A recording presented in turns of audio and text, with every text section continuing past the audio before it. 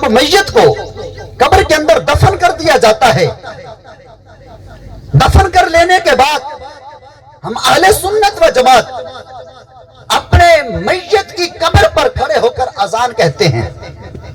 کچھ لوگ اس پر اعتراض کرتے ہیں، جی میت کی قبر پر اذان یہ کہاں کا جواز ہے؟ لیکن ان کو یہ نہیں پتا کہ قبر پر کھڑے ہو کر اذان کہنے سے قبر کے اندر میت کو سکون ملتا ہے، میت کو راحت ملتی ہے۔ نکیرین جو قبر کے اندر آ کر سوال و جواب کرتے ہیں، اذان کے اندر ان سوالوں کے جوابات ملتے ہیں۔ مؤذن کھڑا ہو کر کہتا ہے اللہ اکبر اللہ اکبر، فرشتہ قبر کے اندر کہتا ہے من ربوں کا، تیرا رب کون ہے؟ اب مؤذن کہتا ہے اللہ اکبر اللہ اکبر، اللہ سب سے بڑا ہے، اللہ سب سے بڑا ہے۔ اب یہ آواز قبر کے اندر میت سنتی ہے اور وہ فرشتے کو جواب دیتے ہیں کہ ربی اللہ، کہ جو آواز میری قبر پر گونج رہی ہے وہی میرا رب ہے، جس کو رب وحدہ لا شریک کہا جاتا ہے، جس کو خدا ذوالجلال کہا جاتا ہے۔ وہ کہتا ہے یہی میرا رب ہے۔ ماں دینوں کا فرشتہ دوسرا سوال کرتا ہے کہ تیرا دین کیا ہے؟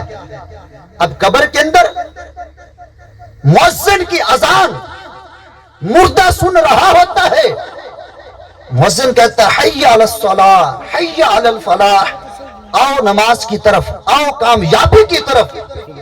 تو میت جو قبر کے اندر ہے وہ مؤذن کی ان کلمات کو سن کر وہ نتیجہ نکال کر یہ کہتی ہے کہ جس دین کی طرف بلایا جا رہا ہے، نماز اور کامیابی کی طرف بلایا جا رہا ہے، وہ میرا دین سچا دین اسلام ہے۔ وہ کہتا ہے کہ میرا دین دین اسلام ہے۔